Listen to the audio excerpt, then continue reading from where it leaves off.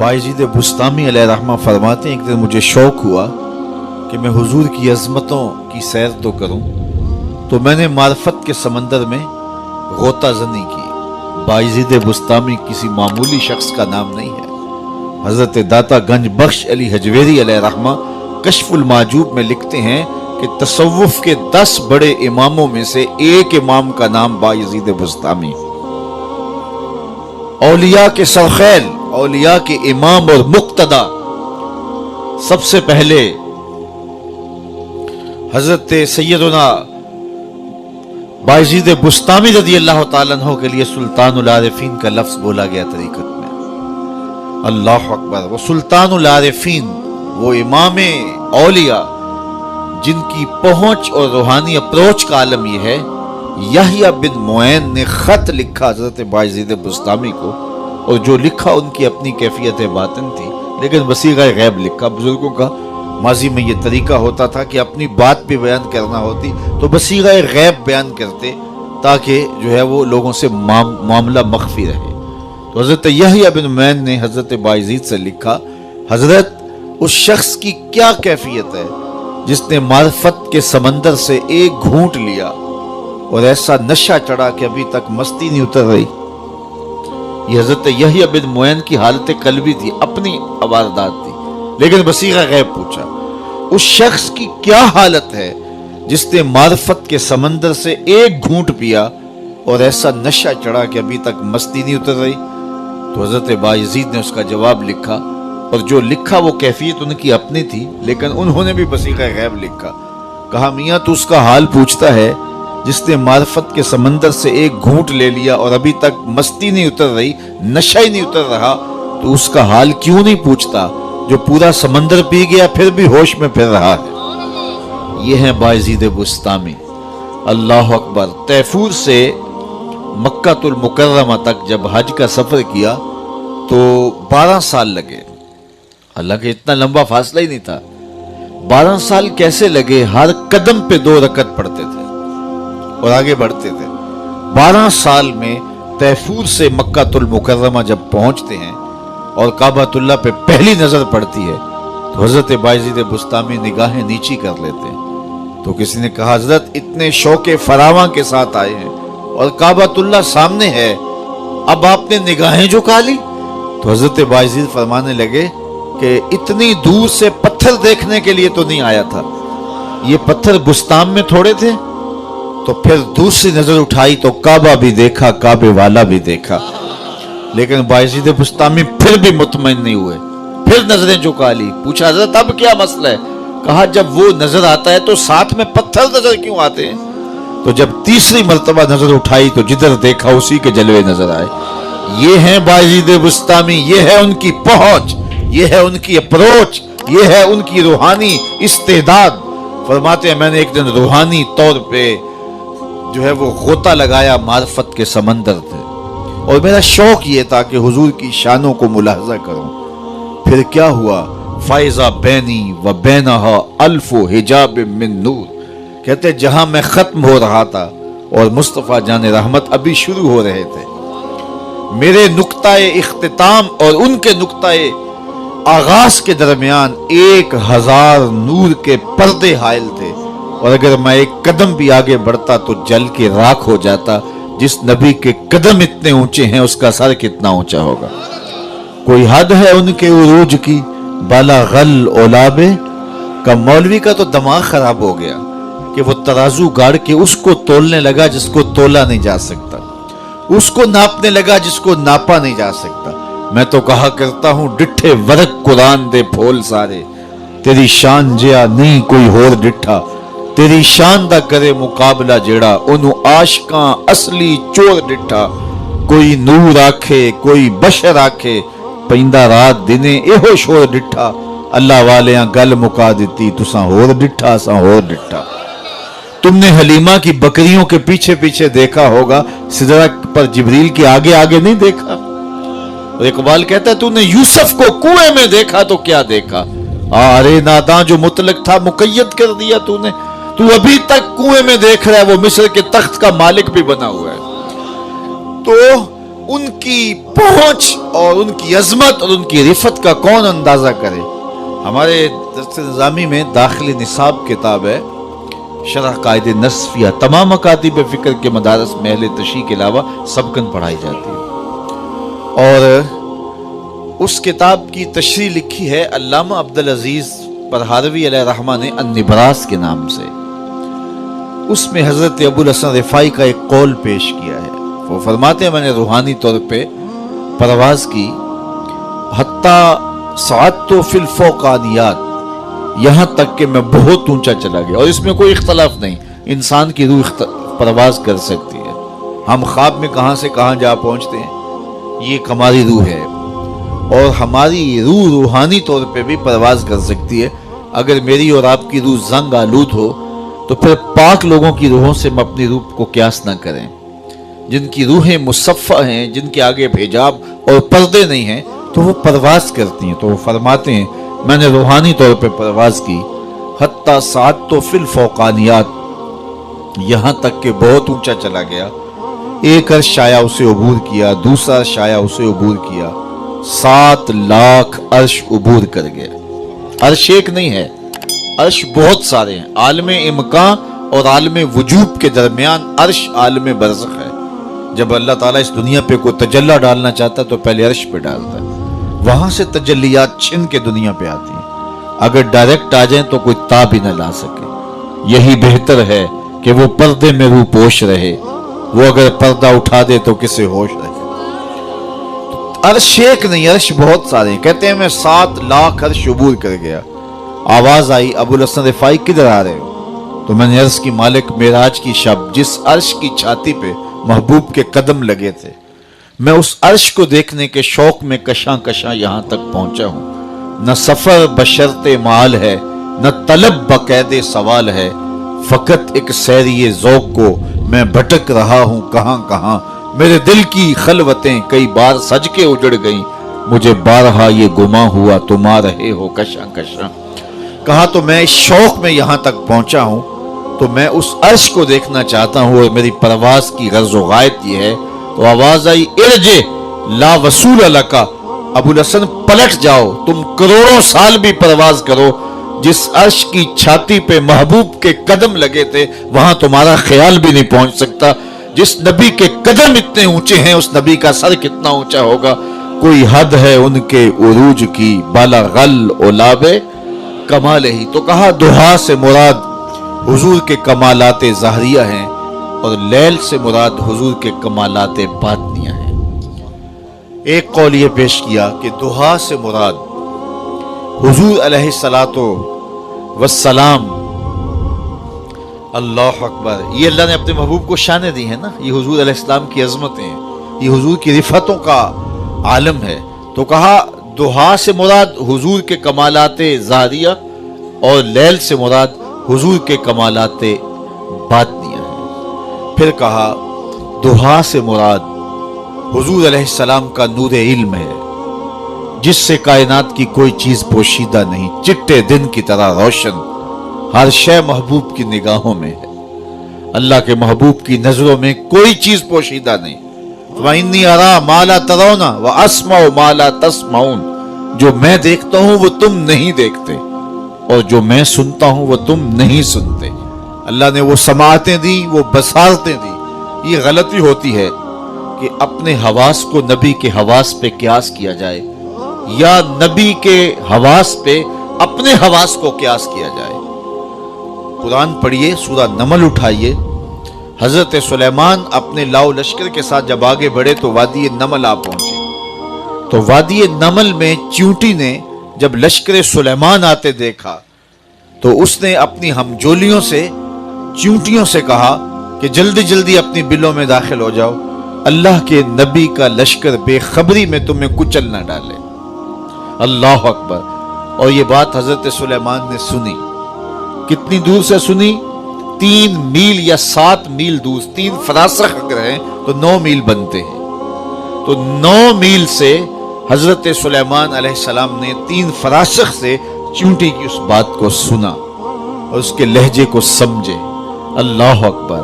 تو نبی کی شان یہ ہوتی ہے کہ جو چیونٹی کی بولی ہے اس کو سن لیتا ہے 9 میل کے فاصلے پر۔ آپ میں سے کوئی ہے کہ جس کے کان کے پردے پر بھی چیونٹی کو رکھ دیا جائے تو اس کی کہانی سمجھ لے کہ یہ کیا بول رہی ہے؟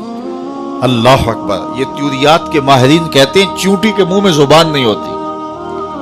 چیونٹی بولتی پھر کیسے، اب بات کیسے کرتی ہے؟ اس کے منہ میں زبان بھی نہیں ہوتی۔ تو اس کے منہ کے قریب باریک سے 2 ریشے ہوتے ہیں، مہین سے 2 بال ہوتے ہیں۔ جب اس نے اپنی ہمجولی کو کوئی میسج دینا ہوتا ہے، ان بالوں کو قریب کر کے رگڑتی ہے۔ اس رگڑ سے جو آواز نکلتی ہے اس سے اپنی ہمجولی کو کوئی میسج کنوے کر رہی ہوتی ہے۔ اللہ کے نبی کی شان یہ ہے، چیونٹی کے بالوں کے رگڑنے سے جو آواز پیدا ہوتی ہے 9 میل دور سے اس آواز کو سنتا بھی ہے، اس سے جو مفہوم نکلتا ہے اس کو سمجھتا بھی ہے۔ اور یہ شان اس نبی کی ہے جو مقتدی بن کے مسجد اقصی میں تیرے نبی کے پیچھے کھڑا ہے۔ یہ شان ہے خدمت گاروں کی، سرکار کا عالم کیا ہوگا۔ تو اپنے حواس پہ نبی کے حواس کو قیاس کرنا، اس سے بڑی حماقت کوئی نہیں ہوتی ہے۔ تو کہا انی ارا ما لا ترون واسمع ما لا تسمعون۔ میرے بزرگ فرمایا کرتے تھے کہ نبی تو نبی ہوا، حدیث میں آتا ہے کہ جب میاں بیوی گھر میں الجھ پڑتے ہیں، سالے مرد ہو اور اس کی بیوی اس سے الجھتی ہے، تو اس مرد سالے کی ہونے والی بیوی جنت میں حور اس منظر کو دیکھتی ہے۔ یہ ترمذی کی روایت ہے، اور امام ترمذی کی عادت یہ ہے حدیث کی روایت کے بعد اس کا درجہ بھی بیان کرتے ہیں۔ تو اس حدیث کو بیان کرنے کے بعد کہا ھذا حدیث حسن صحیح، یہ حدیث حسن بھی ہے اور صحیح بھی ہے۔ اور حدیث کیا ہے؟ جب میاں بیوی گھر میں الجھتے ہیں اور شوہر کو بیوی کوسنے دیتی ہے کہ جب سے تیرے گھر میں آئی ہوں میرا تو قرار لٹ گیا ہے، ماں باپ گھر کتنی آسودہ زندگی تھی، تو وہ بیچارہ شوہر تنگ ہوتا ہے اور بیوی اس کو تانے دینا شروع کر دیتی ہے۔ تو صحیح حدیث میں آتا ہے کہ جنت میں اس مرد سالے کی بننے والی بیوی حور اس منظر کو دیکھتی بھی ہے، سنتی بھی ہے اور جواب بھی دیتی ہے۔ اور کیا کہتے ہیں؟ قاتلک اللہ، تیری خرابی ہو، تو اسے کیوں ستاتی ہے؟ یہ تو چند دن کا پرونا ہے تیرے پاس، یہ تو میرا شوہر ہے۔ یہ کون کہہ رہی ہے؟ حور کہہ رہی ہے۔ اور حور کہاں سے کہہ رہی ہے؟ جنت سے کہہ رہی ہے۔ اور جنت کہاں ہے؟ 7 آسمانوں سے اوپر ہے۔ تازی گھوڑا سر پٹ دوڑے، تازی گھوڑا سر پٹ دوڑے اور 500 سال تک دوڑتا رہے تو پہلے آسمان تک پہنچے۔ پھر اتنی موٹائی، پھر 2 آسمانوں کے درمیان اتنا فاصلہ، اور پھر آسمان، پھر فاصلہ، 7 آسمانوں کے بعد پھر کہیں جنت، اور جنت میں حور، اور وہ بھی خیمے کے اندر، اور وہاں سے دیکھتی بھی ہے، سنتی بھی ہے، جواب بھی دیتی ہے۔ تو میرے بزرگ فرمایا کرتے تھے یار حور کون ہے؟ تو کہا حور میرے نبی کے غلام کی بننے والی بیوی ہے۔ حور میرے نبی کے غلام کی بننے والی بیوی ہے، اور اس کی نظر کا عالم یہ ہے کہ وہ جنت سے دیکھتی ہے، یارو مدینہ تو دور ہی نہیں ہے۔ تو کہا دعا سے مراد حضور کا نور علم ہے، حضور کی نگاہوں سے کائنات کی کوئی چیز پوشیدہ نہیں ہے۔ اقبال بولے اے فروغت صبح آثار و ظہور، چشمے تو بی نندائے معافی صدور، تیری نظر تو سینوں کے چھپے راز بھی جانتی۔ حضور کی مجلس لگی تھی، ہجوم عاشقاں تھا۔ ایک صحابی ہیں وابصہ بن معبد رضی اللہ تعالیٰ عنہ، وہ پیچھے آگے بیٹھ گئے۔ آداب مجلس بھی یہی ہیں، جہاں جگہ ملے وہاں بیٹھ جاؤ۔ صدر مجلس کو اختیار ہے کہ وہ کسی کو آگے بلانا چاہے تو بلا لے، جہاں حضور ہوں گے وہاں صدر مجلس کون ہوگا؟ اب وہ آئے حضرت وابصہ اور پیچھے بیٹھ گئے۔ حضور نے کہا ادنو یا وابصہ، وابصہ نیڑے آ جاؤ۔ وہ اٹھے اور قریب آ گئے۔ پھر فرمایا ادنو یا وابصہ، وابصہ اور نیڑے آ جاؤ۔ وابصہ اٹھے اور قریب ہو گئے۔ پھر فرمایا وابصہ اور نیڑے آ جاؤ۔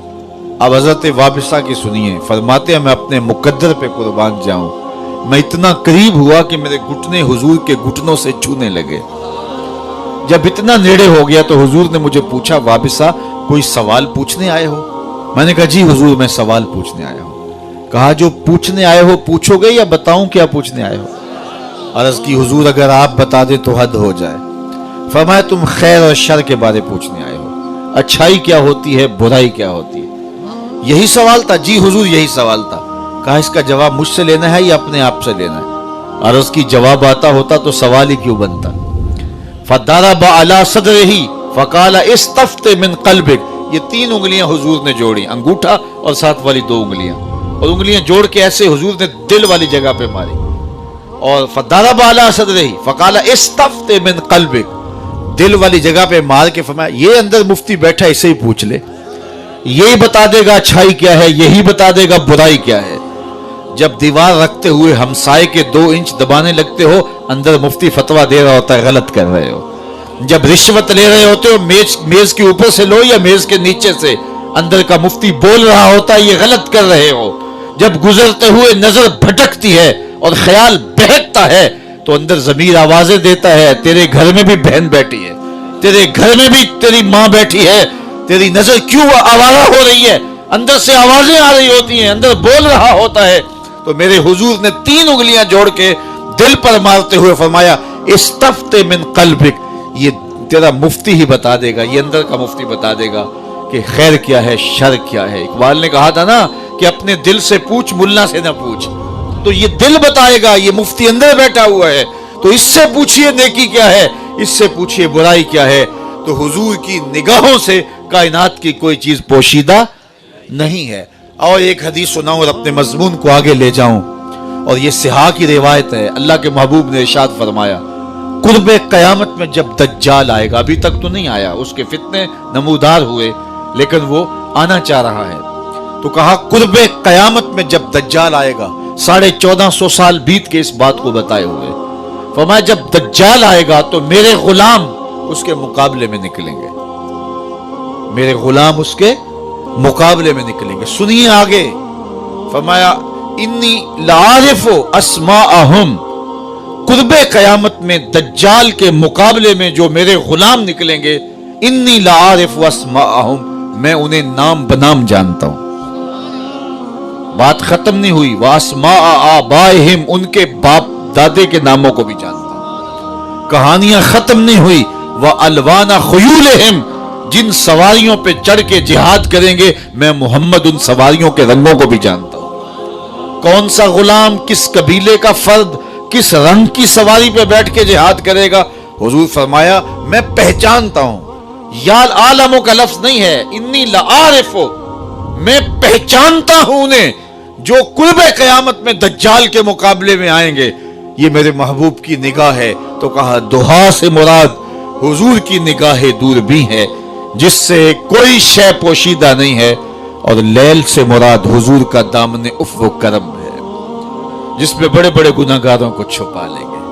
اللہ اکبر، کیا منظر ہوگا. پیش حق مجدہ شفاعت کا سناتے جائیں گے، آپ روتے جائیں گے، ہم کو ہنساتے جائیں گے. وسعتیں دی ہیں خدا نے دامن محبوب کو، جرم کھلتے جائیں گے اور وہ چھپاتے جائیں گے. تو کہا لیل جس طرح رات چھپا لیتی ہے، تو لیل سے مراد حضور کا دامن عفو ہے، دامن رحمت ہے، دامن کرم ہے جو گناہگاروں کو اپنی آغوش میں سمیٹ لے گا. خود فرما شفاعتی لأہل الکبائر من امتی، میں امت کے بڑے بڑے مجرموں کی شفاعت کروں گا. تو کیا منظر ہوگا حشر کا جب میرے آقا شفاعت کر کے گناہگاروں کو اپنی آغوش میں سمیٹ رہے ہوں گے. وہ کسی نے کسی محفل نعت میں پڑھ دیا، جس طرح کہ آج کل ہماری شاعری چلتی ہے کہ وہ اپنا مقدمہ نہیں ہار سکتا جس کے حضور وکیل ہوں. تو میں نے کہا کہ وکیل نہ کہو، وکیل جو ہے نگہبان کے معنی میں تو ٹھیک ہے، لیکن آپ مقدمے کی بات کر رہے ہیں تو یہاں وکیل کے معنی ایڈوکیٹ کے معنی میں وکیل آ رہا ہے. تو حضور مقدمے میں ہمارے وکیل نہیں ہوں گے بلکہ ہمارے شفیع ہوں گے. وکیل اور شفیع میں فرق ہوتا ہے، جو سفارشی ہوتا ہے اس میں اور وکیل میں فرق ہوتا ہے. آپ جانتے ہیں دیہاتوں کے رہنے والے، وکیل کی لڑائی یہ ہوتی ہے اور وکیل کی بحث یہ ہوتی ہے، اس کے دلال یہ ہوتے ہیں کہ میرے موکل نے یہ جرم نہیں کیا لہذا چھوڑ دیا جائے. وہ ثبوت یہ دیتا ہے کہ اس پہ الزام ہے اور غلط الزام ہے، میرے موکل نے یہ جرم نہیں کیا لہذا چھوڑا جائے، یہ وکیل کہتا ہے. اور شفیع کہتا ہے سب کچھ کیا ہے، میرا آنا دیکھا جائے، میری سفارش مانی جائے. حضور قیامت کے دن وکالت نہیں فرمائیں گے، شفاعت فرمائیں گے. پیش حق مجدہ شفاعت کا سناتے جائیں گے، آپ روتے جائیں گے ہم کو ہنساتے جائیں گے. وسعتیں دی ہیں خدا نے دامن محبوب کو, جرم کھلتے جائیں گے اور وہ چھپاتے جائیں گے. باغ جنت میں محمد مسکراتے جائیں گے, پھول رحمت کے گریں گے ہم اٹھاتے جائیں گے. تو وہ منظر ہوگا. یہ حضور کا دامن شفاعت ہے. بڑے بڑے گناہگاروں کو حضور اپنی آغوش میں سمیٹ لیں گے. تو دعا سے مراد حضور کا نور علم ہے, اور لیل سے مراد حضور کا دامن عفو و کرم ہے. اس پر بہت کچھ کہا جا سکتا ہے لیکن آگے بڑھنا ہے. کہا کہ دعا سے مراد حضور علیہ الصلوۃ والسلام کا چہرہ انور ہے, جو چاشت کی طرح چمکتا ہوا چہرہ, اور لیل سے مراد محبوب کی زلف عنبری ہے. تو گویا ترتیب کلام یہ ہے کہ محبوب چاشت کی طرح تیرے چمکتے ہوئے چہرے کی قسم, اور شب دیجور کی طرح تیرے شانوں پہ لٹکتی زلفوں کی قسم. قسم ہے تیرے رخ تاباں کی, اور قسم ہے تیری زلف دوتا کی. تیرے چہرہ نور کی بھی قسم, تیری زلف عنبری کی بھی قسم. محبوب قسم ہے تیرے چہرہ حسین کی, وہ چہرہ کہ حضرت ابو ہریرہ بولے کل قمر لیلۃ البدر لم ارا قبلہ ولا بعدہ مثلہ. کیا پوچھتے ہو حضور کے چہرے کا؟ 14ویں رات کے چمکتے ہوئے چاند کی طرح حضور کا چہرہ تھا. پھر کہتے ہیں نہیں نہیں نہیں نہیں, حضور جیسا نہ پہلے دیکھا نہ بعد میں دیکھا. حسان بن ثابت کھڑے تھے, بولے دیکھتے کیسے؟ کسی ماں نے جنم دیا ہوتا تو دیکھتے. اللہ اکبر. خدا نے وہ سچا ہی پن چھڑیا جدے وچ محمد نو ٹالیا سی. حسینہ جمیلاں دا منہ موڑ دیتا, محمد بنا کے قلم توڑ دیتا. جب یہ خاکے تراشے گئے تھے تو میں نے پورے وطن میں جگہ جگہ جا کے کہا تھا, میاں خاکے تو خاکیوں کے ہوتے ہیں, جو پیکر نور ہو اس کے خاکے کون تراشے گا؟ سایہ تو بڑی دور کی بات ہے, مثل تو دور کی بات ہے. اللہ اکبر. اس کا محبوب کا سایہ بھی نہیں بنایا گیا تھا. اللہ اکبر. مثل در عالم مقام متصور نیز, ان کی مثل بزم عالم کے اندر ممکن ہی نہیں ہے. جب یہ بات کہی گئی کہ اگر خدا چاہے تو کروڑوں محمد پیدا کر دے, تو اقبال نے کہا تھا رخ مصطفیٰ ہے وہ آئینہ, کہ اب اس سا دوسرا آئینہ نہ کسی کی بزم خیال میں, نہ دکان آئینہ ساز میں. یہ ہو ہی نہیں سکتا. اللہ نے اپنے محبوب کا سایہ بھی نہیں بنایا تھا. اس کی کیا وجوہات ہے؟ تو بہت سارے لوگوں نے بہت کچھ لکھا, لیکن حضرت شیخ احمد مجدد الفسانی علیہ رحمہ نے کمال کر دیا. فرماتے ہیں سایہ شے از شے لطیف ترست, کسی چیز کا سایہ اس شے سے زیادہ لطیف ہوتا ہے, اور حضور سے بڑھ کر کائنات میں لطیف شے ہی کوئی نہیں. وسایہ چے معنی دارت, تو سائے کا کیا پھر معنی باقی رہتا ہے, سایہ کیا معنی رکھتا ہے؟ تو صاحبو اللہ نے اپنے محبوب کو وہ حسین چہرہ دیا, وہ جمال دیا کہ دیکھنے والے کہا کرتے ہیں اللہ اللہ, یاد آتا ہے خدا دیکھ